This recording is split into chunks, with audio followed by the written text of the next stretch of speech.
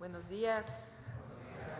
Estuvo con mucha información la reunión de seguridad, entonces se nos hizo un poco tarde, pero buenos días a todos y a todas. El día de hoy es jueves de Plan México y está con nosotros el doctor David Kersenovich, secretario de Salud, Eduardo Clark, subsecretario de Integración y Desarrollo del Sector Salud, y Armida Zúñiga, que es titular de la COFEPRIS, para informarnos de una serie de medidas, acciones que vamos a tomar para impulsar la inversión de la industria farmacéutica en nuestro país. Ese es el tema de hoy, terminando Mujeres en la Historia, jueves de Mujeres en la Historia, con Noemí Juárez, subsecretaria de Educación Básica de la Secretaría de Educación Pública. Entonces empezamos con David, luego Eduardo y luego Armida, y después contestamos sus preguntas. Adelante, David. Buenos días, Presidenta, y buenos días a todos y todas. Como ustedes saben, tenemos enfermedades que son muy significativas en la carga de enfermedad en México, como son, por ejemplo, la hipertensión arterial, la diabetes, la enfermedad renal crónica. Entonces, en ese contexto, tenemos también un gran avance de la cuarta transformación que tiene que ver con la gratuidad de los medicamentos. Y la gratuidad de los medicamentos es muy importante para el contexto de estas enfermedades porque mejora el apego al tratamiento de las personas que de otra manera se les dificulta conseguir su tratamiento. Por otra parte, el poder de la compra pública es muy significativo y muy importante, y eso hace necesario crear un ecosistema en biofarma que permita avanzar hacia una política que está reflejada en el Plan México, que es la producción de medicamentos precisamente en el país. No nomás medicamentos, sino también los insumos de los dispositivos médicos, las vacunas, etcétera. Y para eso el Plan México tiene como propósito fundamental desarrollar parques industriales donde tengamos bioincubadoras de la industria farmacéutica que posicionen a México como un sitio de producción de estos fármacos y un sitio de producción de dispositivos médicos y de vacunas. ¿Qué se requiere para ello? Dentro de unos momentos el subsecretario Clark presentará la manera en que queremos promover y fomentar mediante un acuerdo la inversión nacional para el desarrollo de la industria farmacéutica y de insumos médicos. El primer componente está en esta lámina, son las bioincubadoras y los parques industriales. Pero no nada más se requiere la inversión, sino que se requiere crear un ecosistema en biofarma que consolide precisamente el desarrollo de esta propuesta. Y para eso queremos tener clústeres de innovación que permitan el emprendimiento y el desarrollo de industria nacional. Y el tercero es un centro de creación de talentos, recursos humanos que México tiene en forma importante y que se vuelvan altamente especializados para favorecer el desarrollo de la industria farmacéutica y de los dispositivos médicos. También es muy importante, además del recurso humano y del emprendimiento, tener la capacidad de ser un hub logístico, es decir, que no nada más involucre a los medicamentos, sino que involucre otras estructuras como puede ser la industria química para tener los principios activos con los que se preparan los medicamentos, tener la relación con ingeniería biomédica, que es muy importante. Entonces, todo esto forma parte de un plan integral para el desarrollo en los años durante esta administración. Para eso, para completar el ecosistema, vamos a contar con las universidades. México tiene gran capacidad de recursos humanos en las universidades y centros educativos para que todo forme parte del mismo ecosistema y favorezca el desarrollo. Y finalmente tiene que ver con la propiedad intelectual. Deseamos fomentar las patentes producidas en México con la innovación para convertir a México precisamente en un centro de desarrollo de política farmacéutica y también de insumos médicos relacionados. Es con eso que se persigue el Plan México y esperamos contar con todo un gran desarrollo que sitúa a México como líder en la política de desarrollo farmacéutico. Muchas gracias.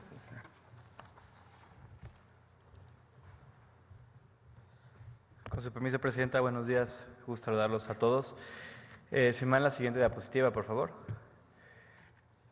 Creo que si algo nos ha quedado claro a los que trabajamos en el sector salud en estos 8 meses y a los compañeros que vienen desde la administración anterior, es que México tiene el potencial para ser líder en producción de medicamentos, dispositivos médicos y otros insumos para la salud. Así como México ya es líder en muchas industrias, la industria automotriz, la industria agroalimentaria, como cada vez más empresas en el mundo voltean a ver a nuestro país como un centro de inversiones, estamos convencidos de que México tiene la capacidad para ser igual un líder en el sector de la industria de insumos para la salud. Desafortunadamente, desde hace ya más de 25 años, o más bien hace 25 años, comenzó un proceso en el cual la gran inversión que había ocurrido en la industria farmacéutica en nuestro país en el siglo XX se fue disminuyendo. Hace 80, 90 años, compañías tan grandes como Pfizer, AstraZeneca, Bayer vinieron a México y siguen aquí y hacían grandes inversiones para producir. También se generaron grandes laboratorios mexicanos, de los cuales muchos permanecen. Pero a partir del cambio del siglo XXI y con las políticas neoliberales que nos complejizaron la producción en México, y particularmente a partir de una decisión en 2008 que eliminó el requisito de que la industria farmacéutica debiera tener inversión en México para poder comercializar, vender productos en México, lo que hemos visto es una reducción, desafortunadamente, del porcentaje de los medicamentos e insumos para la salud que se producen en México.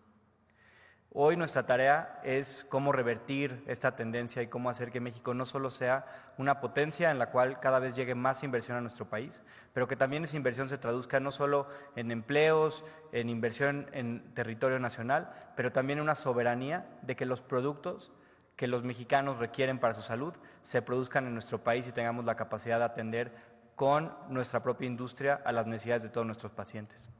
Por esa razón, hoy les queremos presentar un decreto del Ejecutivo Federal para fomentar la inversión en territorio nacional de la industria farmacéutica, de dispositivos médicos y de otros insumos para la salud, con el objetivo de que en los siguientes años haya un porcentaje cada vez mayor de inversión de la industria farmacéutica, pero también de los productos que consumimos en nuestro país sean producidos en nuestro propio territorio nacional. Tiene dos componentes que les queremos comentar hoy. El primero tiene que ver con cómo vamos a comprar los insumos genéricos, es decir, aquellos medicamentos que no tienen patente, que representan el gran volumen en términos de piezas de la compra de medicamentos. En particular, el decreto que será presentado, lo que busca es que en cualquier compra de insumos para la salud, es decir, en las compras públicas que hacemos, para que el auditorio escuche más o menos los números, cada 2 años el Gobierno de México gasta más de 300,000 millones de pesos, de hecho casi 330,000 millones de pesos en insumos para la salud. Es decir, este porcentaje tan importante de gasto público en los mexicanos lo consideramos como una de las principales palancas que podemos utilizar para que la industria farmacéutica venga a instalarse en México y que cada vez más inversión se genere en territorio nacional. Y por eso, para cualquier compra de insumos que realicemos, particularmente las licitaciones públicas o las compras que se hagan de medicamentos genéricos, lo que estamos buscando es que cualquier participante utilizar un criterio de puntos y porcentajes para que podamos dar puntos adicionales, privilegiar a aquellas compañías que acrediten inversión en el territorio nacional, es decir, que ya tengan plantas en cualquier parte de la cadena de suministros de medicamentos e insumos para la salud, o que acrediten en este momento haber iniciado la instalación de fábricas, laboratorios, almacenes que formen parte de dicha cadena, o también, importante para ciertos laboratorios, que hagan inversiones considerables en el desarrollo científico y en la investigación de productos innovadores o biosimilares en nuestro país. De esta manera, lo que buscamos es dar una notable preferencia para que las empresas decidan venir a México para poder tener una preferencia en la compra de medicamentos. Estamos convencidos que el sector público de insumos para la salud en México es tan grande que muchísimas compañías de todas partes del mundo, Asia, Estados Unidos, Norteamérica en general, Europa, buscarán hacer relocalización de procesos productivos en México con tal de ser más competitivos en los procesos de compra de medicamentos e insumos para la salud que llevamos a cabo en nuestro país. Siguiente.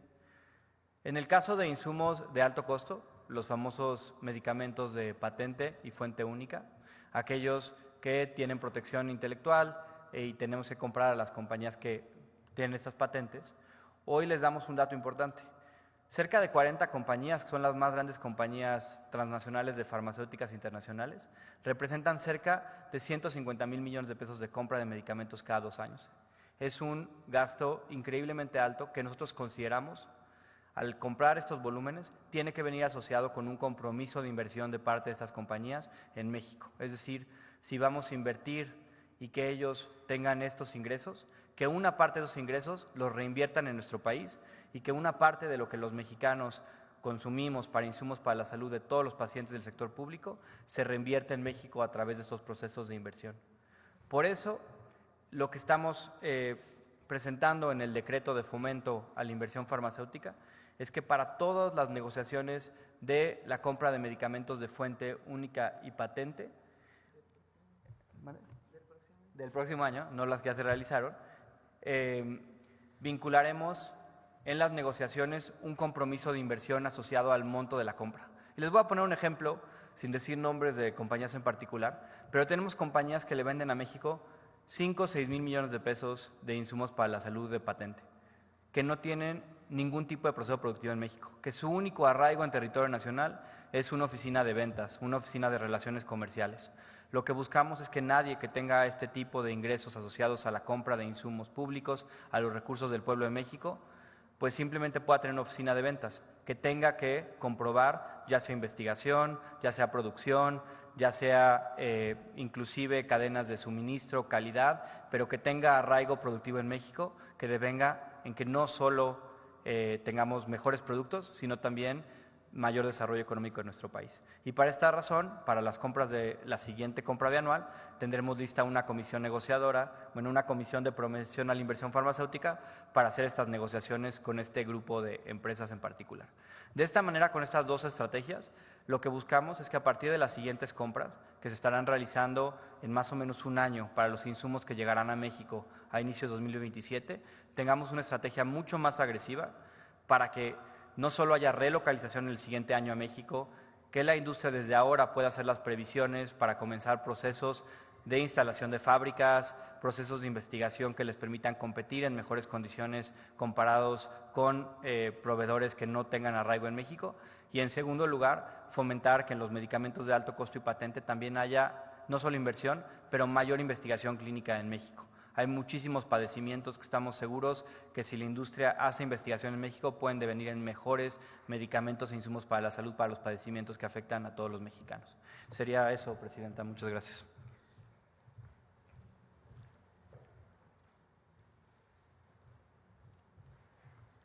Con su permiso, Presidenta, buenos días a todas y a todos. En el contexto del Plan México, si me dan la primera lámina, por favor. En el contexto del Plan México, la Agencia Reguladora Sanitaria, que es la COFEPRIS, desempeña un rol fundamental y estratégico, ya que además de vigilar la calidad, seguridad y eficacia de los medicamentos y los insumos para la salud en general, se convierte en un detonante para la inversión de nuestro país. Por eso es que tenemos como compromiso el transformarnos en una COFEPRIS ágil, transparente y armonizada internacionalmente. Si me permiten, haré una breve exposición de las principales estrategias que desde la COFEPRIS estamos desarrollando ya para lograr con este objetivo. El primer punto, siguiente por favor, se refiere a la simplificación y digitalización del 100% de los trámites que tiene la COFEPRIS, incluidos todo lo relacionado con el sector farmacéutico y de dispositivos médicos.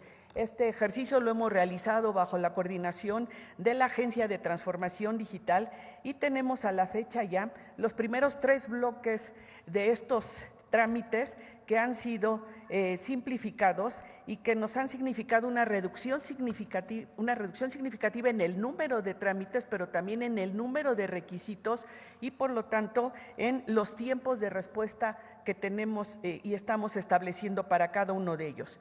Estamos desarrollando y próximos también a ser publicados los otros 3 bloques que ven ustedes en amarillo, dentro de los cuales están los permisos de importación, avisos diversos y todos los trámites relacionados con el comercio exterior y que forman parte del Plan México. Siguiente, por favor. También como un ejercicio de digitalización muy importante, estamos ya con resultados específicos, por ejemplo, en lo relativo a la emisión del documento técnico común conocido a nivel internacional como CTD.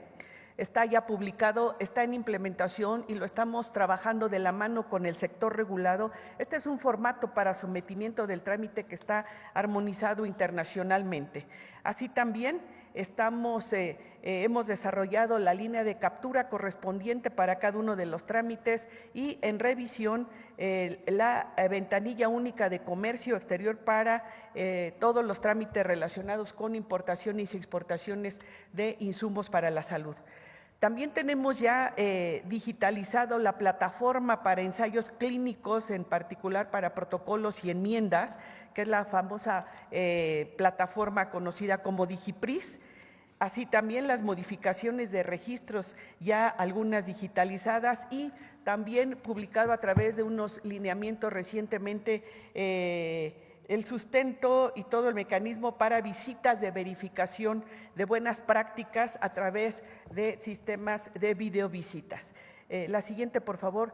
Se ha comentado también ya por quienes me han antecedido en el uso de la voz la importancia del desarrollo y el fomento de la investigación clínica en México. Por tanto, tenemos también ya estrategias desarrolladas con resultados concretos en la reducción de tiempos de atención para estos protocolos de investigación clínica. Se han publicado acuerdos, uno de ellos para el reconocimiento, las equivalencias que se conoce a nivel internacional, el reconocimiento entre agencias de los certificados y de los registros que se emiten en otras regiones del mundo, así como para reducir los requisitos para estudios clínicos en múltiples centros.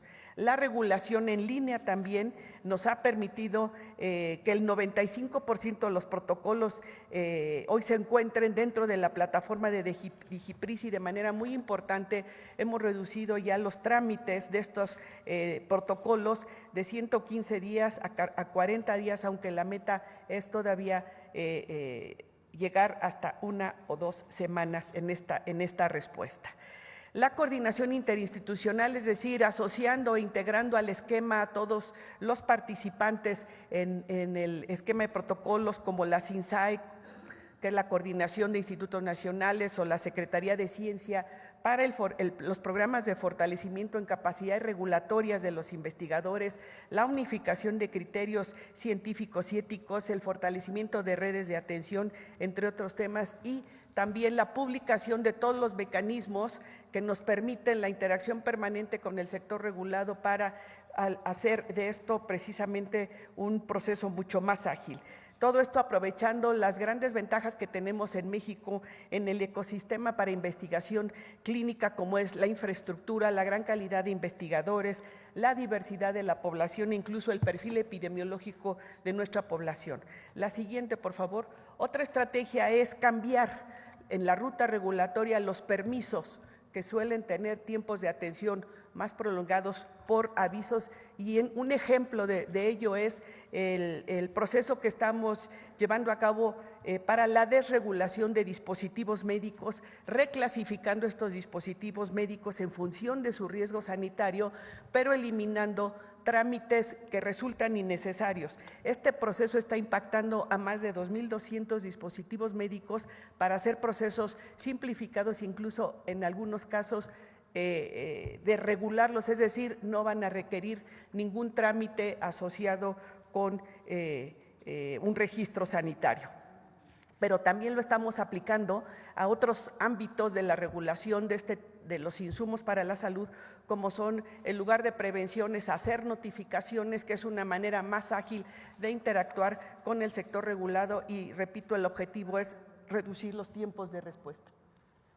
Sí, la orientación técnico específica también es otra estrategia que hemos desarrollado. Este es un esquema nuevo en México para el acompañamiento a la industria desde el momento que se genera un nuevo proyecto, sobre todo para empresas que van a invertir en México, que tienen nuevos esquemas de inversión en México, y dar desde el inicio y desde que se está gestando el proyecto todo el acompañamiento regulatorio a fin de que una vez que se concrete el proyecto, cumpla con los estándares sanitarios requeridos por la agencia sanitaria. Entonces tenemos definido el proceso, la solicitud, la evaluación técnica por reuniones interdisciplinarias, una respuesta formal en términos de una orientación y finalmente el seguimiento y acompañamiento en todo el proceso hasta que se obtiene el registro sanitario correspondiente. La siguiente, por favor, se refiere a la modernización del marco normativo, ya que como agencia sanitaria nuestro trabajo se basa precisamente en un andamiaje jurídico que estamos también revisando, que estamos actualizando y que estamos simplificando. Hemos emitido ya el acuerdo de protocolos, los lineamientos de certificados de buenas prácticas de fabricación. También estamos por emitir el acuerdo de equivalencias para registros de nuevos medicamentos y dispositivos médicos. Así haremos actualizaciones también en el reglamento de insumos para la salud, incorporando incluso temas de muy reciente avance en el campo de la medicina, como las terapias innovadoras, la actualización de normas y otros lineamientos, y este es un proceso permanente dentro de la agencia. La siguiente, por favor. Muy importante ha sido para nosotros la colaboración estratégica con el Instituto Mexicano de la Propiedad Intelectual, con quien firmamos un convenio de colaboración en el mes de marzo a fin de establecer un mecanismo más ágil para la vinculación entre la patente del medicamento y el otorgamiento del registro sanitario, de tal manera que las interconsultas que se hacían en el pasado y que nos podrían requerir varios meses de atención, hoy se hacen en menos de una semana, en menos de 5 días, y estamos generando también plataformas a fin de hacer estos listados y estos procesos también de manera muy transparente para la población y principalmente para el sector regulado. La siguiente, por favor. El reconocimiento internacional de la COFEPRIS es otro tema que traemos como un pilar estratégico, ya que la COFEPRIS está en el listado transicional de agencias reconocidas por la OMS, pero queremos tener precisamente el reconocimiento del más alto nivel de la Organización Mundial de la Salud, a fin de que los registros que emitimos en México sean reconocidos también en otras regiones del mundo, al igual que hoy se hace con otros países. Estamos en este proceso, justo en estos días, en un proceso de acompañamiento por la OPS, pero estamos alineados a estos estándares de la OPS, de la Organización Mundial de la Salud y de otras agencias que tienen precisamente liderazgo en los temas de regulación de medicamentos y dispositivos médicos. La siguiente, por favor, y es la última. Tenemos también las jornadas de atención de trámites pendientes, que es un proceso que estamos desarrollando con avances ya importantes, pero que vamos a fortalecer de manera muy intensa durante el mes de junio a fin de dar por cerrado este tema y continuar avanzando en los temas que nos requieren la atención prioritaria, sobre todo la participación en Plan México. Tenemos también algunas otras estrategias con el Sistema Federal Sanitario, con otras dependencias muy avanzadas, pero lo más importante es que quiero comentar a ustedes que el objetivo de todo este trabajo es generar un sistema regulatorio más sólido, más ágil, más humanista, más eficiente al servicio del pueblo de México. Es cuanto. Gracias.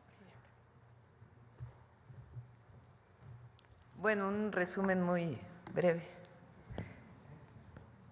Está terminando todo el proceso de compra de medicamentos 2025-2026.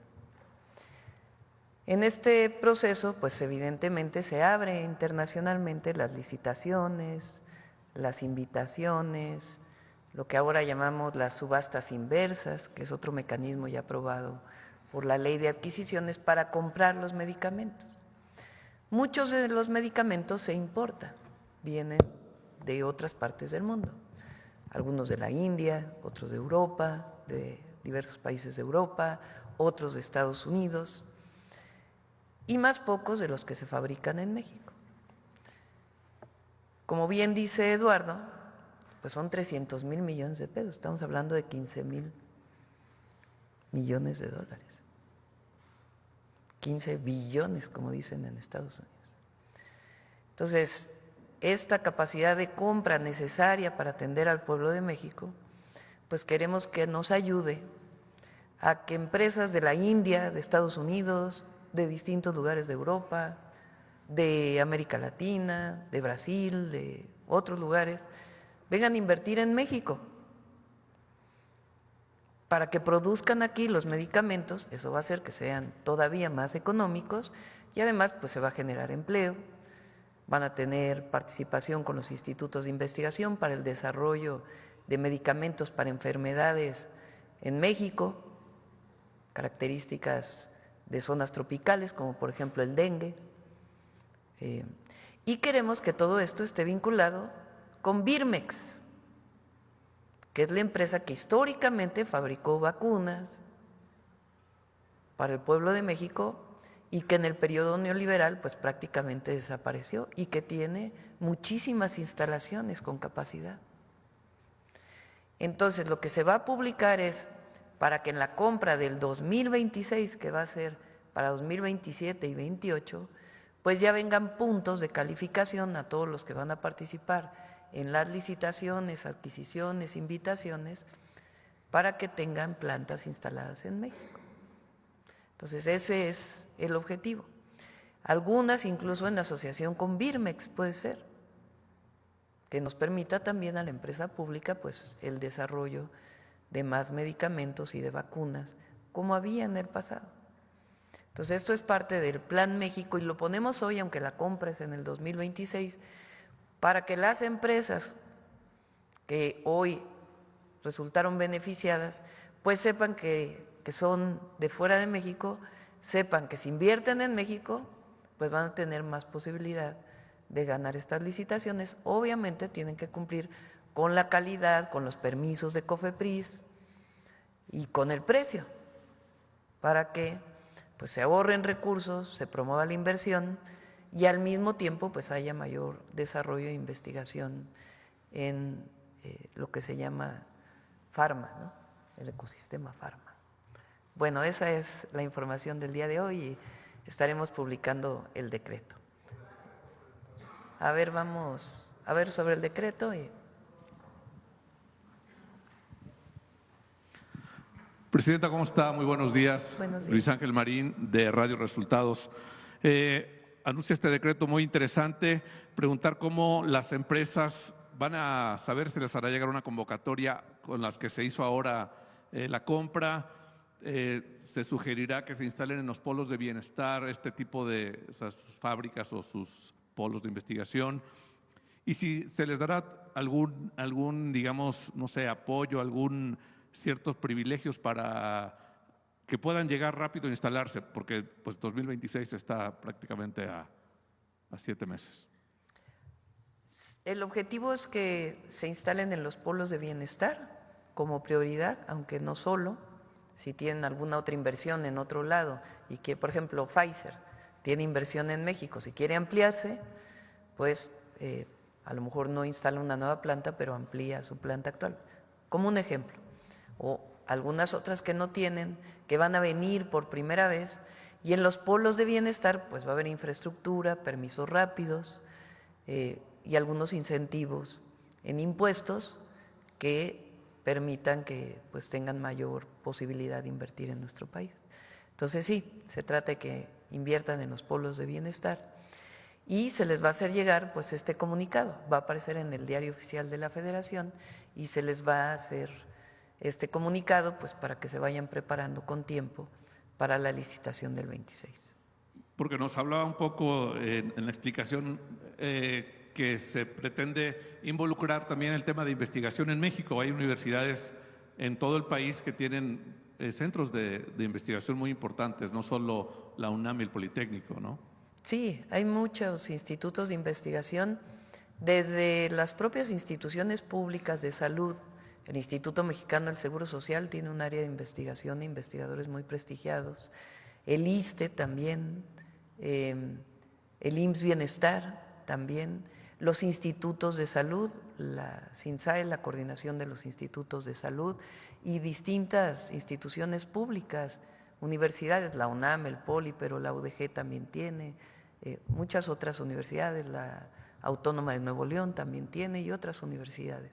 Entonces, el objetivo es que ahí donde se instalen las plantas, como explicó el doctor Kersenovich, pues también haya un área de un centro de investigación que permita coordinarse con las farmacéuticas que llegan para que haya transferencia tecnológica o desarrollo conjunto de investigación para ciertas enfermedades.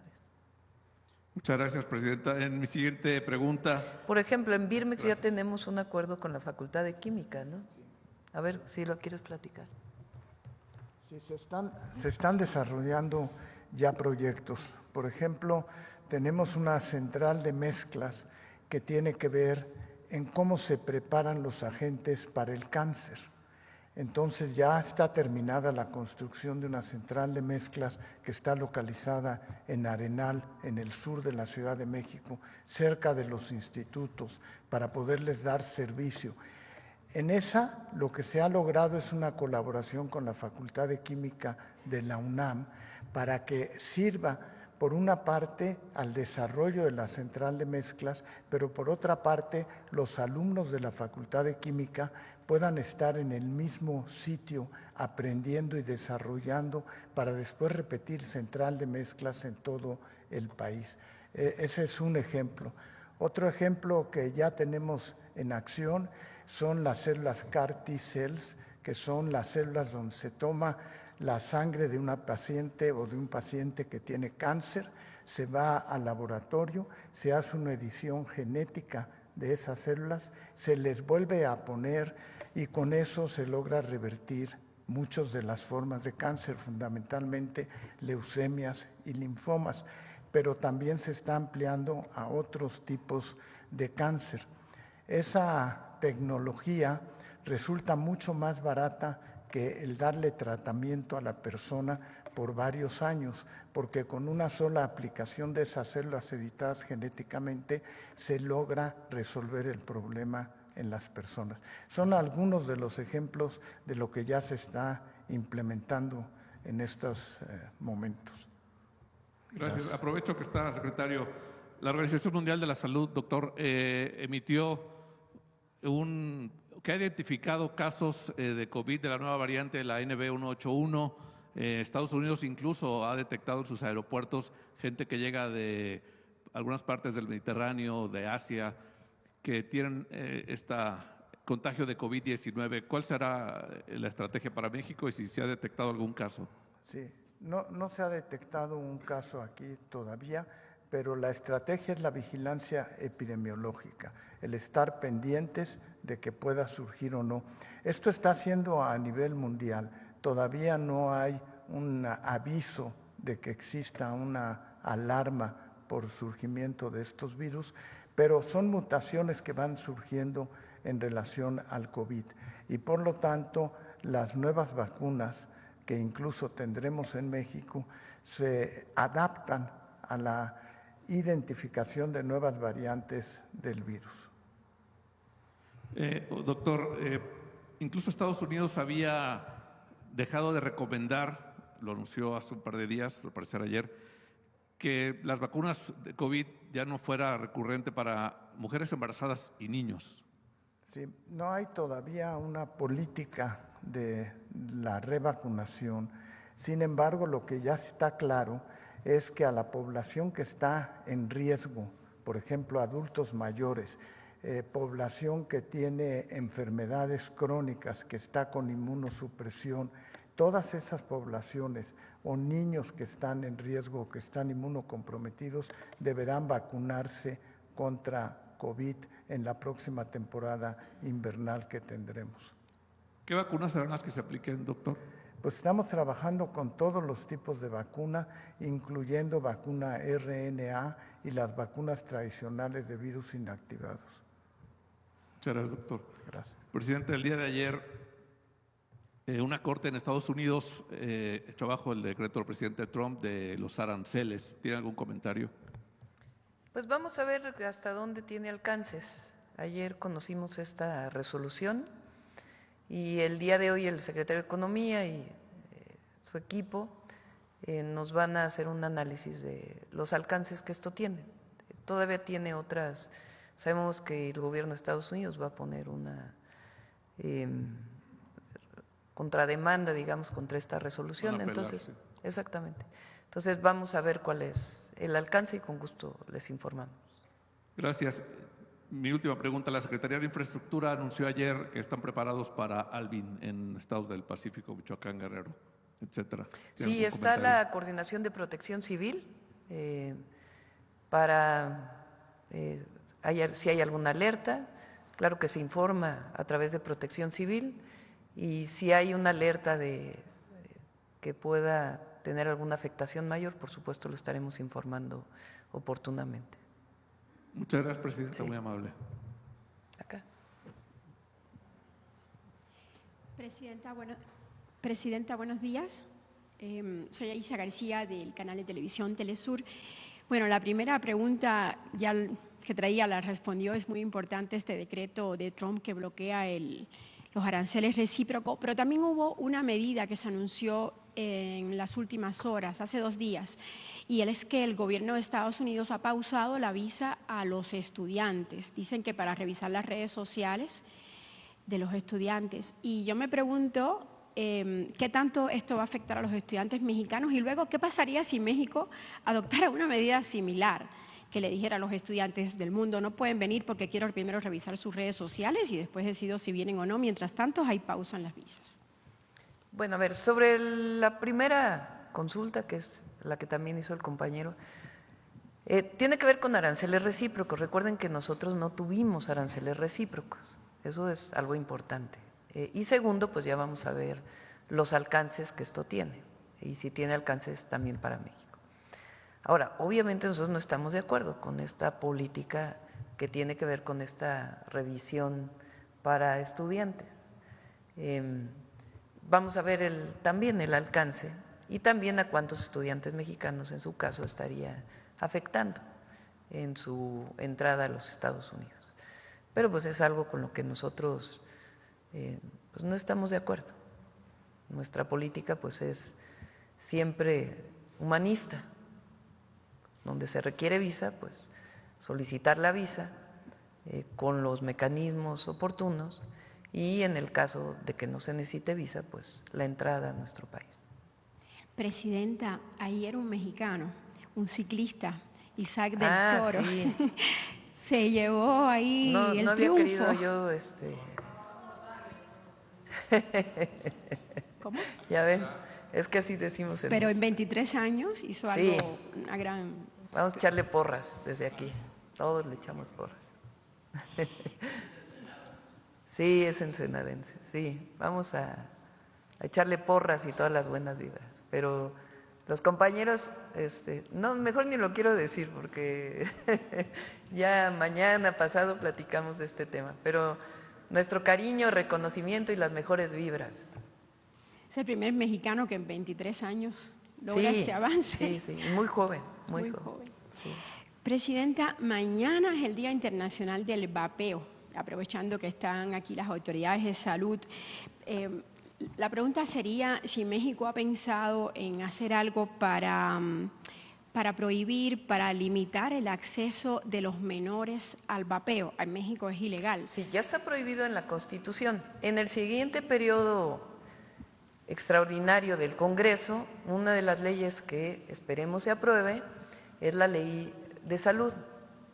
En esa ley de salud viene ya las especificaciones de las sanciones que hay, porque falta esa parte regulatoria, a todos aquellos que introduzcan, que vendan vapeadores. Porque además ni pagan impuestos.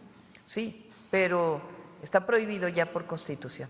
Lo que falta es la regulación secundaria para ver qué sanciones tienen y todos los mecanismos y quiénes son las instituciones que tienen que supervisar que no haya su venta. Eso se va a aprobar en el siguiente periodo extraordinario del Congreso, que esperemos que pues sea a mediados de junio más o menos. Es buena noticia.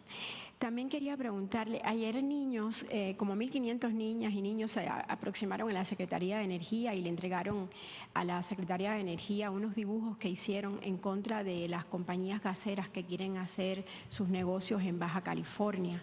Porque, bueno, el tema del gas natural está dañando a las especies marinas, a las ballenas, etcétera. ¿Hay alguna idea de qué se va a hacer con esto? Hay inversiones. Y lo que hay son impactos ambientales, estudios de impacto ambiental, manifestaciones de impacto ambiental que realiza la Secretaría de Medio Ambiente. En el periodo del presidente López Obrador, pues estuvo en el último periodo María Luisa Albores, que es una mujer honesta, de conocimiento, que hizo estas evaluaciones con su equipo, y ahora hay solicitudes de inversión que está valorando la secretaria Alicia Bárcenas para ver cuáles serían los impactos ambientales. Por supuesto, nuestro compromiso siempre con la protección de la biodiversidad, y lo que se hacen son estas valoraciones del impacto. Y si tienen un impacto que puede en efecto dañar la biodiversidad, pues ya sea que se hagan medidas de mitigación que eviten este daño, o sea que se les soliciten, o incluso cambiar su proyecto, o incluso la no aprobación del proyecto. Pero tienen todos estos procesos y tiene que haber una verificación permanente de la Profepa para que estén cumpliendo todas las medidas que deben cumplir. Finalmente, la última pregunta, Presidenta, es sobre el tema que hemos preguntado aquí reiteradamente de los consulados. ¿Ya tienen una fecha de cuándo les van a avisar? Ya están elegidos, ¿cuándo se van ya están a ir? Seleccionados. En el próximo periodo se va a presentar, algunos tienen que pasar por el Senado de la República, también hay algunos embajadores nuevos, algunos que vienen de su carrera en el servicio exterior y otros que estamos proponiendo de acuerdo con la ley, y también en los consulados. Ya se están capacitando, se emitieron nuevas normas para los consulados, en donde tienen que cumplirse necesariamente los nuevos esquemas de digitalización y atención a nuestros compatriotas. Y ya van a venir los cónsules, y ya en su momento, cuando los presentemos al Senado, pues se van a presentar. ¿Hay alguna fecha para que tomen posesión? Probablemente la próxima semana ya venga. ¿Se van a dar a conocer o van a tomar posesión? Se va a presentar al Senado. O sea, algunos tienen que ser aprobados por el Senado. Gracias, Presidenta. Buenos días. Aquí y luego acá. Y luego nos vamos de este lado. Hola, buenos días, Presidenta. José Leveña, de Publimetro. En primer lugar, me gustaría saber si los secretarios, la Secretaría de Gobernación y Mario Delgado, le informaron ayer sobre dónde se tensaron esas conversaciones en la reunión con la SENTE, porque los representantes de la SENTE dijeron que era pura paja la oferta del Gobierno. Van a informar, aparte, la Secretaria de Gobernación, el Secretario de Educación y el director del ISSSTE sobre las propuestas que se les hicieron, y ellos están, entiendo, en asambleas para poder tomar en cuenta esta propuesta que se hizo. Entonces, ya lo informarán los secretarios. ¿Tiene alguna cifra de niños afectados, así como personas afectadas aquí en la Ciudad de México por todos estos bloqueos y esta huelga? Sí, ha sido pues difícil para la ciudadanía, pero nosotros no vamos a caer en ninguna provocación de alguna represión. Okay. Primero, porque no creemos en ello, y segundo, porque sería lo que estuvieran esperando. Entonces nosotros no vamos a caer en provocaciones, y ya van a informar de su lado en bajo otra conferencia o comunicado, ya directamente el secretario de Educación, la secretaria de Gobernación y el director del ISSSTE, que son quienes han estado atendiendo junto con Secretaría de Hacienda, un equipo de la Secretaría de Hacienda. Por otro lado, hablaba la compañera de las gaseras, están amenazando con una huelga para el mes de junio. ¿Cuál es la postura del Gobierno? Hay pláticas con la Secretaría de Energía. Ellos dicen que no les está saliendo el gasto, digamos, lo que gastan todos los días para repartir el gas LP. Ahora el precio del gas LP ha bajado. Entonces, por eso hay una mesa de trabajo permanente con la Secretaría de Energía. Ya para finalizar, dos temas. Nosotros siempre pensamos en la economía de las familias, que no afecte la economía de las familias. Por supuesto, una empresa tiene que trabajar con su ganancia aceptable, razonable, pero nosotros, sin afectar a las empresas, pues tenemos que defender la economía de las familias mexicanas. Okay. Ya para terminar, un tema de eventos internacionales. México este año no participa en la Exposición Universal de Osaka en Japón, que se inauguró el mes pasado. No sé si con la Secretaría de Cultura o de Economía se pretende hacer algún evento, ya que no tiene pabellón, y si el Gobierno también está estudiando que para el 2030, la próxima Exposición Universal en Riad, se empiece a presupuestar un pabellón para México. Bueno, va a participar, como siempre, la Secretaría de Economía. Y bueno, ya estaremos planeando hacia adelante. Por último, la última vez que pude preguntarle, le comentaba si Gabriela Cuevas pudiera venir a informar sobre las inversiones, tanto en Nuevo León, Jalisco como Ciudad de México, por la Copa Mundial, si ya tiene fecha la visita de Gianni Infantino, porque el trofeo de la Copa del Mundo llega a México a mediados del mes de junio. Sí, tenemos una reunión la próxima semana. Y después otra reunión donde vamos a invitar a la jefa de gobierno, al gobernador de Nuevo León y de Jalisco para pues toda la planeación. Ha habido muchísimas reuniones, lo coordina la Secretaría de Gobernación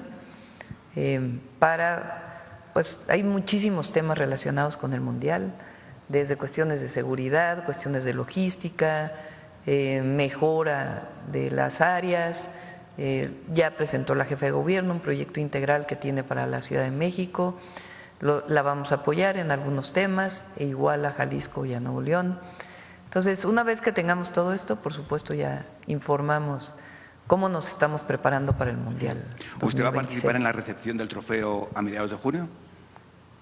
Pues es probable, es un evento muy importante, mundialmente y para México.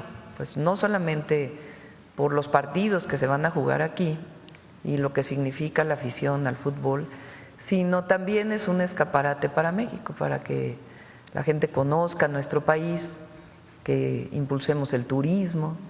Entonces, pues es un buen momento para la afición mexicana y también mundial y pues para México. Entonces, claro que nos estamos preparando para ello. Muchas gracias. A ver, va de este lado, vamos acá. Buenos días, Presidenta. Soy César Huerta de la revista Polemón. Presidenta, hoy el INEGI reporta que la pobreza laboral en México cayó al 33.9%. A ver si tienen la gráfica de eso. Su nivel más bajo desde que se tiene registro. Esta reducción ha sido atribuida al aumento al salario mínimo, las reformas laborales y los programas sociales impulsados por su gobierno y el del presidente López Obrador. ¿Cómo planea su administración consolidar estos avances, Presidenta, y lograr que más mexicanas y mexicanos puedan cubrir sus necesidades básicas con el ingreso laboral? Es la política que inició con la Cuarta Transformación, de beneficio para las y los trabajadores mexicanos. Recuerden que durante todo el periodo neoliberal no subió el salario mínimo, se mantuvo en términos constantes, aunque en realidad bajó su poder adquisitivo. Desde que entró el presidente López Obrador, pues subió el salario mínimo al más del doble en términos reales, es decir, incluso tomando en cuenta la inflación. Y cuando entramos, nosotros decidimos tener una política en donde el salario mínimo alcance al final de nuestro sexenio a comprar 2.5 canastas básicas. La canasta básica son 24 alimentos y productos, que es lo básico que debe tener una familia para poder vivir y alimentarse adecuadamente. Esa canasta básica tenemos un acuerdo para que no suba de precio, sino que se mantenga. Eso viene también desde el presidente López Obrador y nosotros decidimos mantenerla. Recientemente firmamos para que no aumente, es de 910 pesos en el último semestre del 2025. Entonces, si aumenta el salario en términos reales y se mantiene la canasta básica, pues entonces nos va a alcanzar al final del sexenio para que un salario de una persona mínimo alcance para comprar 2.5 canastas básicas. ¿Para cuánto alcanza hoy? 1.8 canastas básicas. Este año nosotros decidimos aumentar el salario mínimo en 12.5%. Si consideramos que la inflación fue de alrededor del 3% el año pasado, pues entonces es 4 veces lo que aumentamos el salario mínimo por encima de la inflación. Y esa es la política que vamos a continuar para beneficiar al pueblo de México. Eso, junto con los programas de bienestar, hizo que durante el periodo del presidente López Obrador disminuyera la pobreza en más de 9.5 millones de mexicanos y mexicanas. Y nosotros, fortaleciendo los programas sociales, ampliando los programas de bienestar con los 3 nuevos programas que tenemos, fortaleciendo nuestro sistema de salud y aumentando el salario mínimo, pues va a disminuir todavía más la pobreza. Y el INEGI saca este indicador de la disminución de la tasa de pobreza laboral, es decir, de aquellos que tienen ingresos, medido a través de indicadores del INEGI, cuántos se disminuye a partir del ingreso. Y está disminuido, está en el nivel más bajo desde el momento en que se mide, 2005, está en 33.9, es el último indicador. Y esto va a seguir bajando, porque es la política de la Cuarta Transformación. En el pasado se presumía que la única competitividad que tenía México para ofrecer al mundo era la mano de obra barata. Vengan a invertir a México porque aquí se paga menos. Nuestra competitividad viene de los bajos salarios. Entonces se decía, si aumentan los salarios no va a haber inversión. Si aumentan los salarios, va a haber inflación, se tiene que contener el salario, cuando en realidad las ganancias seguían aumentando a costa del salario del trabajador, las ganancias de unos cuantos. ¿Qué pasó durante los 6 años del presidente López Obrador? Aumentó el salario y no aumentó la inflación, aumentó el salario y aumentó la inversión extranjera directa. ¿Qué ha pasado en este periodo? A pesar de las dificultades de los temas arancelarios que ha puesto Estados Unidos, en el primer trimestre aumentó la inversión extranjera directa en nuestro país y no ha aumentado la inflación más allá de un nivel razonable. Entonces, es buena la política, fortalece la economía nacional y vamos a seguir con ella, porque nuestro objetivo es disminuir pobreza, disminuir desigualdades y aumentar el bienestar del pueblo. Si hacemos eso,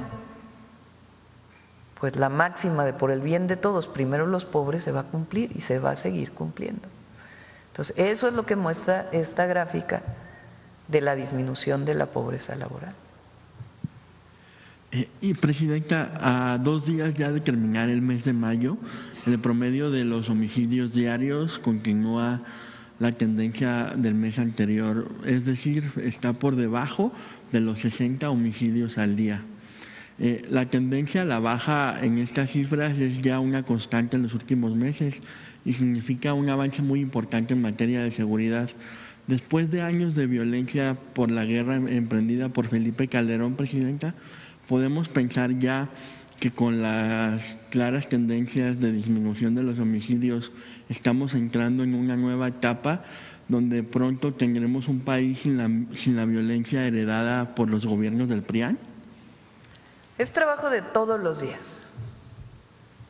La atención a la seguridad es un trabajo de todos los días. No puede descansar uno en eso. Es todos los días, todos los días, todos los días. Por eso todos los días tenemos gabinete de seguridad, todos los días evaluamos, hacemos cada semana reuniones con gobernadoras o gobernadores para fortalecer la coordinación. Se está fortaleciendo la investigación y la inteligencia para la seguridad, para mejorar la seguridad pública y la atención a las causas. Sin la atención a los jóvenes no podría alcanzarse indicadores cada vez mejores. El martes presentamos ya el cierre de mayo, los indicadores del cierre de mayo. Y ese día podemos comentar más, pero es un trabajo diario. Recuerden que lo que logró el presidente López Obrador fue cambiar la tendencia. Iba hacia arriba, hacia arriba, hacia arriba, hacia arriba. Si no hubiera llegado él, aquello iba subiendo. Entonces él logró contener y comenzar a disminuir, y a nosotros nos toca seguir bajando los delitos en nuestro país y garantizando la paz y la seguridad.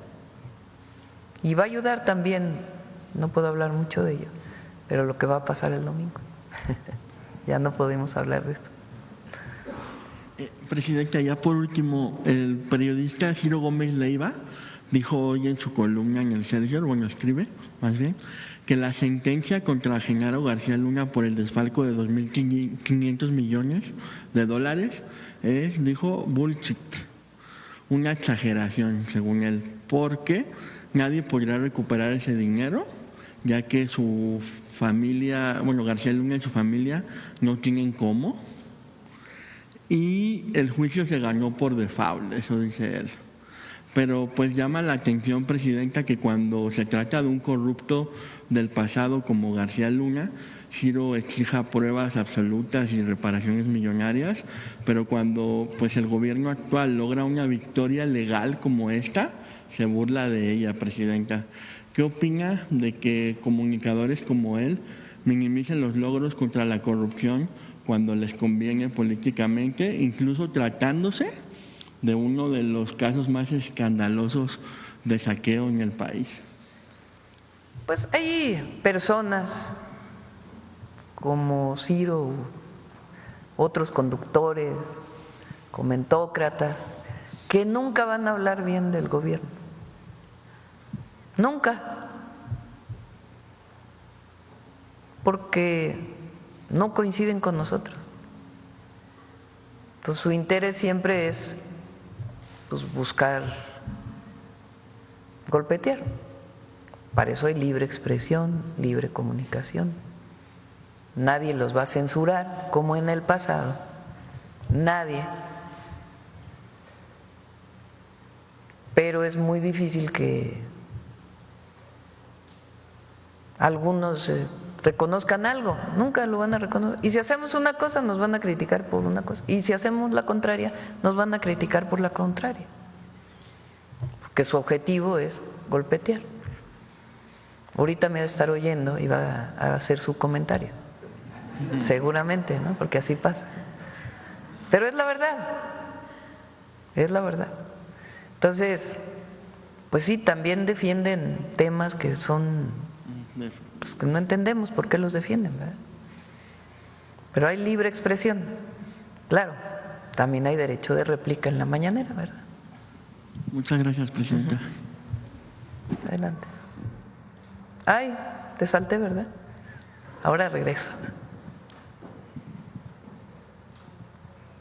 Bueno. Buenos días, Presidenta. Shaila Rosagel, corresponsal del Grupo Gili, El Imparcial de Sonora, La Crónica de Mexicali y Frontera de Tijuana. Presidenta, preguntarle en un primer momento sobre el cierre de la frontera al gusano barrenador. El secretario Julio Verdeguer pues ya anunció que está dando resultados la campaña que se está haciendo para controlar esta plaga.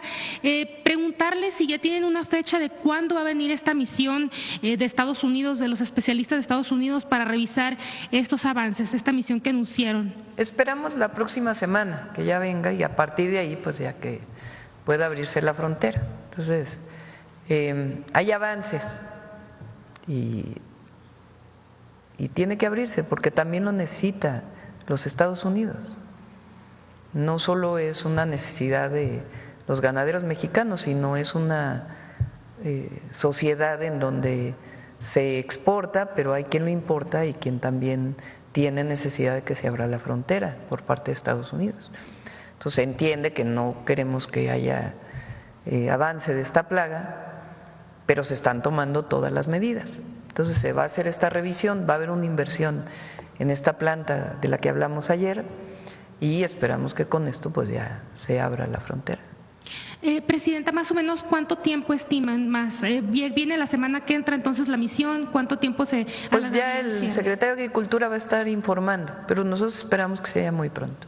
Y sobre esta inversión de 21 millones de dólares que comentó ayer en la planta en Chiapas, preguntarle si será para reabrir la planta que ya existía de mosca estéril en Chiapas y que se cerró hace muchos años cuando se radicó. Es una planta más grande para producción de estos insectos que ayudan a evitar que se propague la plaga del gusano barrenador. Presidenta, ya por último, sobre este tema, preguntarle si, aprovechando que está el secretario de Salud, si hay nuevos casos en humanos. El martes comentaron que iban 6, si hay algunos nuevos casos. No, no hay más casos. Muchas gracias. Y nada más sobre lo de la CENTE, preguntarle cuánto estiman que van a continuar los bloqueos. Ya va a informar el secretario de Educación y el director del ISSSTE y la secretaria de Gobernación. Ya ellos tuvieron la mesa ayer y ellos ya van a estar informando. Muchas gracias. A ver, de este lado, ¿por qué? Gracias, Presidenta. Mariana Madrid, de Canal 13 Albavisión. Primero, sobre el tema que nos presentaron, saber si ya tienen una proyección del porcentaje de medicamentos que se podría empezar a producir aquí y se dejaría de importar.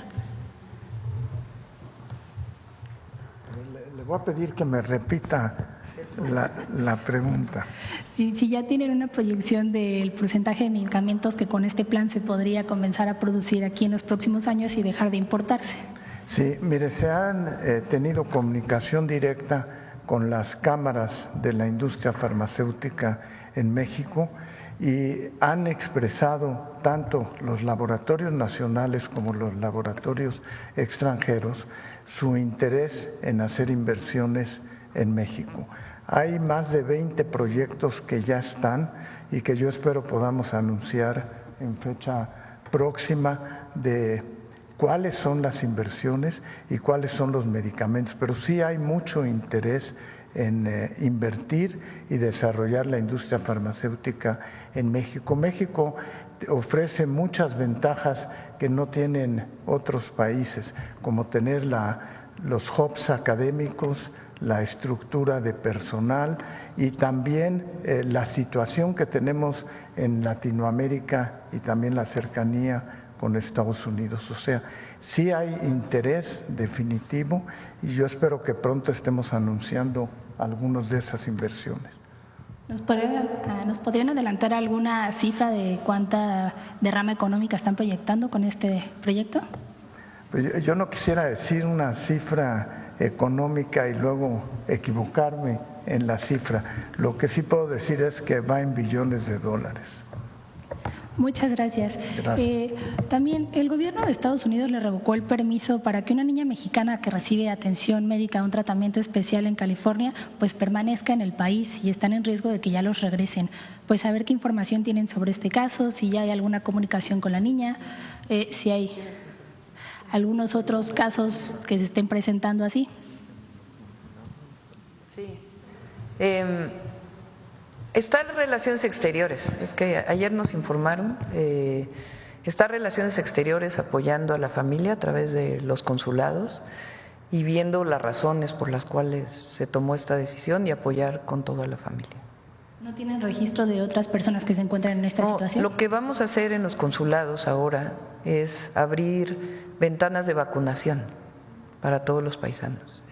Ya se va a informar esto, para que si no tienen posibilidad de ir a una institución en Estados Unidos, pues puedan irse a vacunar a los consulados.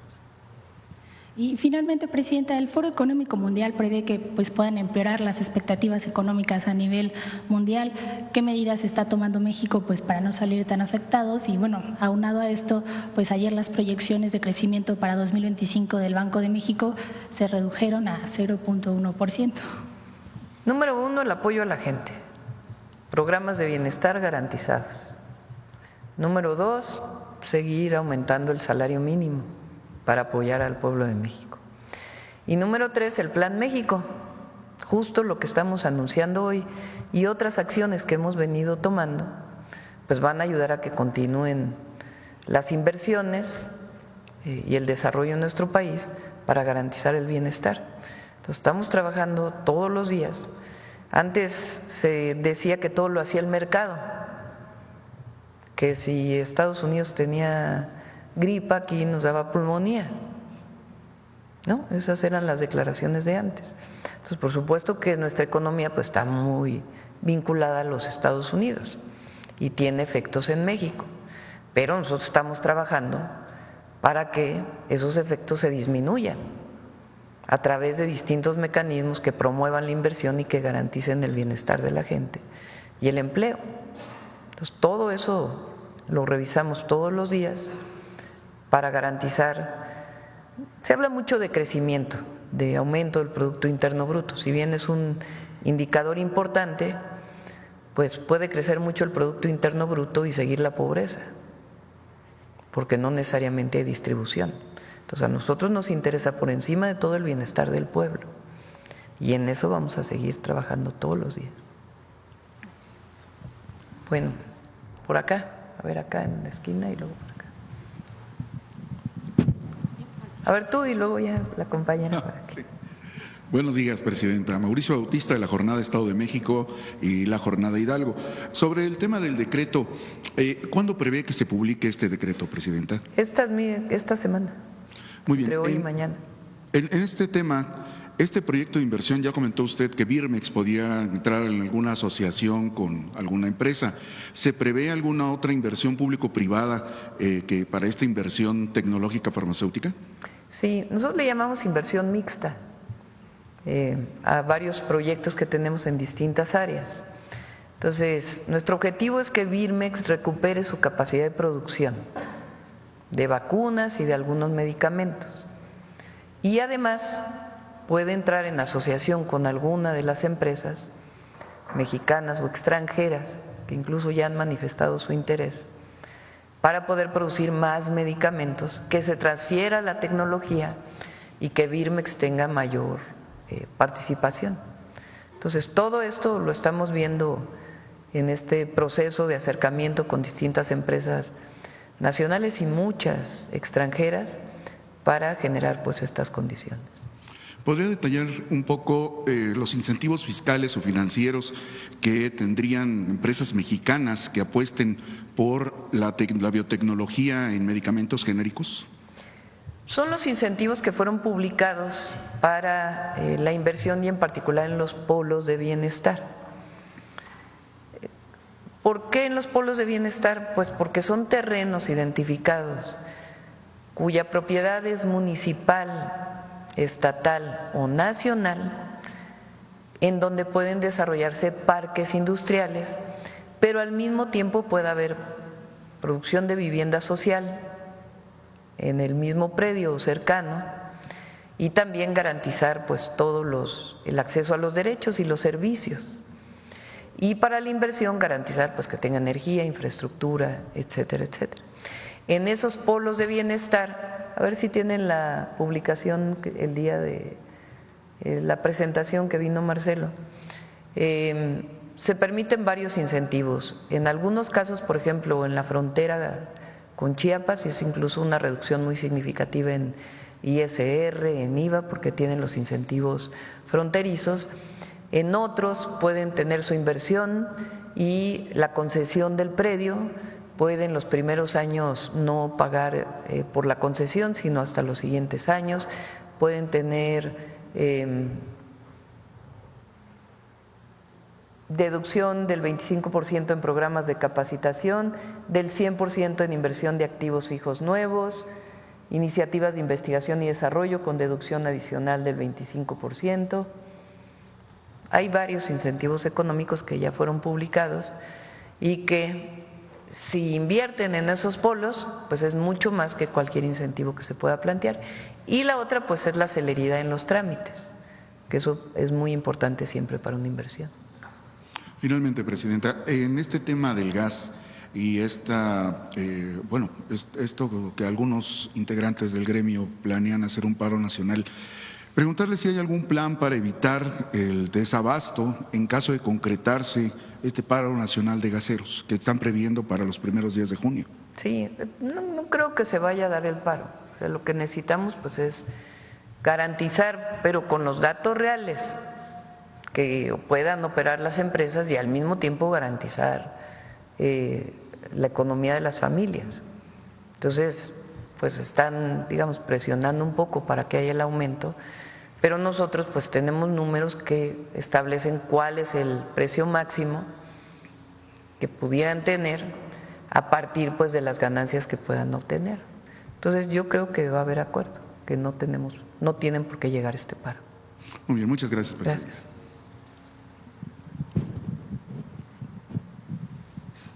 Hola, buenos días, Presidenta. Soy Fernanda López de Infobae México. Voy a insistir un poco en el tema de la CENTE, si prevé que su gobierno se acerque nuevamente o llegue a un acuerdo antes del fin de semana. Lo va a informar el secretario de Educación, ¿sería aquí la o secretaria sería de Gobernación y el director del ISSSTE. Bueno, muchas gracias. En otro tema, sobre la posible extradición de Dámaso López Serrano, alias el Minilic, que es exmiembro del cártel de Sinaloa. Se había dicho anteriormente en diciembre que podría haber un acuerdo entre Estados Unidos y México para la extradición, pero ayer trascendió que el Minilic hizo un acuerdo de cooperación. ¿Esto frena su extradición o la afecta de alguna manera? Yo creo que hay que insistir en algo muy importante.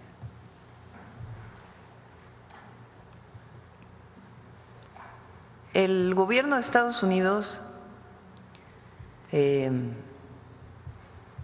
hizo un decreto hace poco llamando terroristas a las organizaciones, algunas organizaciones de la delincuencia organizada.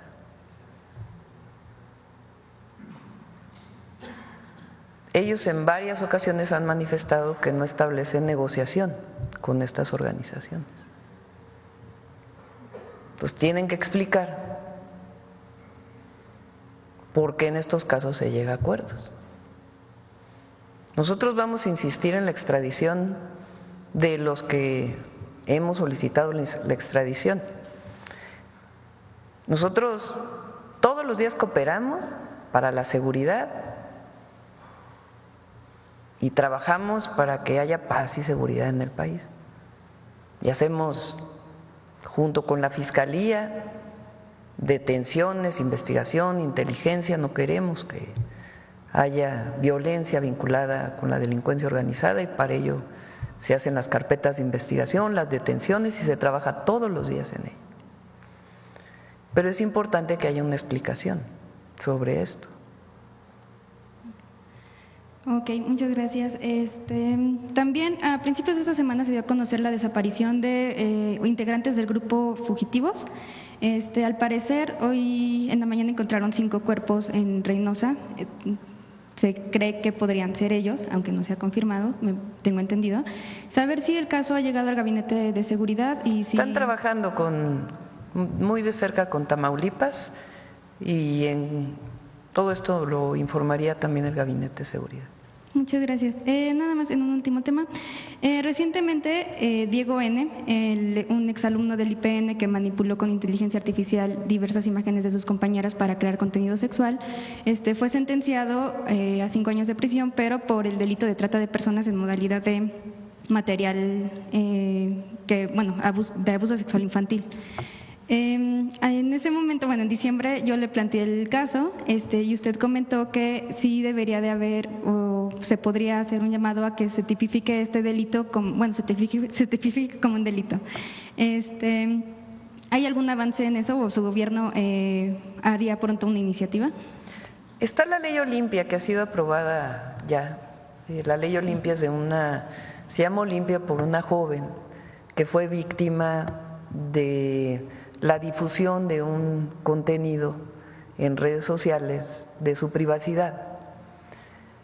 Ahora pues es todavía más, ¿no? Porque es la manipulación de imágenes en contra de algunas personas que ni siquiera fue real. Entonces, habría que ver si la ley Olimpia pudiera ampliarse para estos casos que tienen que ver con la inteligencia artificial o algún otro mecanismo, pero sí tiene que tipificarse, porque con la inteligencia artificial que se ha desarrollado en los últimos meses de manera exponencial, pues tiene también estas otras utilizaciones para propagar mentiras. Pues vean ustedes nada más las redes sociales, la cantidad de mentiras que se generan con inteligencia artificial. Sale la presidenta diciendo inviertan en no sé qué cosa, o diciendo que hicimos algún decreto que en contra de algún país, o que yo estoy en contra de una actriz o de un artista mexicano. O sea, es impresionante la cantidad de noticias falsas que se generan como si fueran reales. Pero mucho más grave es cuando se utiliza una imagen con contenidos sexuales para afectar a una mujer, o a un hombre, o a un niño, o una niña. Entonces sí tiene que tipificarse, porque es un delito, es un delito. Y una última pregunta, nada más aprovechando que está el secretario de Salud. Se había informado sobre el aumento de casos de viruela del mono, que al parecer es una cifra significativa a comparación a la que ocurrió en el 2024, en tan solo los primeros 5 meses del 2025. Saber si nos puede confirmar esta cifra de 174 casos que van hasta ahorita en este año, y si hay algún plan para disminuir los casos, los contagios. ¿Quieres comentar, David, sobre la viruela del mono, los casos? Sí. No tenemos todavía reportes de ese virus en el país en este momento, lo hemos tenido en fechas anteriores. Está aprobada ya por COFEPRIS la vacuna, de tal manera que si se presenta tenemos el fármaco ya disponible en México. Pero estamos en vigilancia también de ese virus. Gracias. Pues cerramos, Noemí.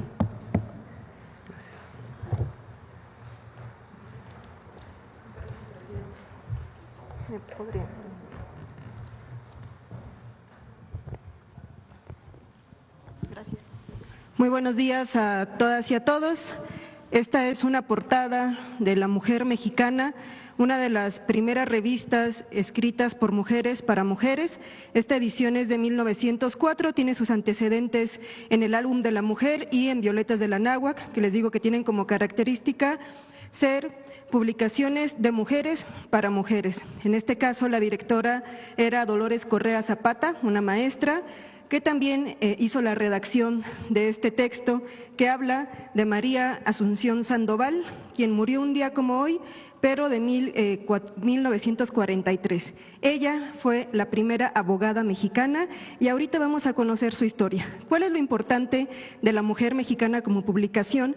Que las contemporáneas, es decir, las maestras como Dolores Correa, que escribía en ella, Matiana Munguía, pues se encargaban también de hacer las semblanzas de sus compañeras, como Matilde Montoya, que también formaba parte de la redacción de La Mujer Mexicana. Y escuchemos qué escribió Dolores Correa, o qué se cuestionaba Dolores Correa sobre María Sandoval. ¿Por qué no hay en México más que una abogada? María Sandoval podría decirlo. Es quizá muy difícil convencer a los profesores legistas de que una mujer puede aprender leyes. O está la dificultad de hacer que nuestros licenciados se resignen a que una mujer sea su colega, o en someter al pueblo a que tenga por defensor a una señora. O está quizá en lo raro, lo incomprensible, en el caso de que una mujer sea defendida por una compañera. Tal vez eso sea tan repelente, tan extraño, como que someterse a que otra mujer nos cure. Algo de todo esto o algo más pase. Y es por eso que quizá en nuestro México, en este hermoso país de más de 12 millones de almas, de las cuales como 7 millones son mujeres, no hay más que una abogada. Conozcamos la historia de María Sandoval. María Asunción Sandoval Olaes fue la primera mujer en obtener el título de abogada en México. Nació el 27 de febrero de 1872 en la Ciudad de México. Entre 1887 y 1891 estudió en la Escuela Nacional Preparatoria, donde fue compañera de Matilde Montoya, quien más tarde se convirtió en la primera médica mexicana. Ambas fueron parte de la primera generación en la que se admitió a mujeres en la institución. El paso de María Asunción Sandoval por la escuela no fue fácil. Enfrentó críticas de quienes consideraban que el acceso de las mujeres a los estudios profesionales transgredía los roles tradicionales. A esto se sumaron las limitaciones económicas, pero recibió en 2 ocasiones becas que le permitieron continuar con sus estudios. En 1892, María Asunción Sandoval fue la primera mujer en ingresar a la Escuela Nacional de Jurisprudencia, lo que generó oposición entre profesores y estudiantes que cuestionaban sus capacidades por el solo hecho de ser mujer. A pesar de esas resistencias, el 9 de julio de 1898, María Asunción Sandoval Olaes presentó la defensa de su tesis de grado. El examen fue relatado por el periódico El Imparcial 2 días después. El sábado a las 5 de la tarde, el amplio salón de actos de la Escuela de Jurisprudencia se veía concurridísimo por una infinidad de distinguidas damas y señoritas que asistían al examen profesional de la señorita María Asunción Sandoval, que al presente puede ostentar ya con orgullo el primer título profesional de abogado que se extiende para una mujer. La señorita Sandoval ya ha hecho sus campañas en la tribuna del jurado y ha intervenido en muchos litigios civiles como pasante de derecho. Su primera defensa fue un triunfo, pues logró demostrar la inocencia de una mujer que compareció ante el jurado popular acusada de un homicidio perpetrado en la persona de su amante. En su ejercicio profesional, María Asunción Sandoval se dedicó a defender a personas en situación de vulnerabilidad, especialmente a mujeres sin recursos o víctimas de procesos judiciales injustos. En 1904 ofrecía sus servicios legales desde su despacho en el centro de la Ciudad de México, que anunciaba en la revista La Mujer Mexicana, publicación en la cual también colaboró. Ese mismo año se incorporó activamente a los primeros círculos feministas del país, junto a figuras como Dolores Correa Zapata y Luz Fernández, viuda de Herrera. Además, participó en la fundación de la Sociedad Protectora de la Mujer, una de las primeras organizaciones feministas en México. En 1903, contrajo matrimonio con Rafael Zarco, con quien compartió vida e ideales. Sin embargo, contrario a los mandatos de la época, no abandonó su vocación. Continuó litigando, escribiendo y participando en espacios públicos. María Asunción Sandoval falleció el 29 de mayo de 1943 a los 71 años.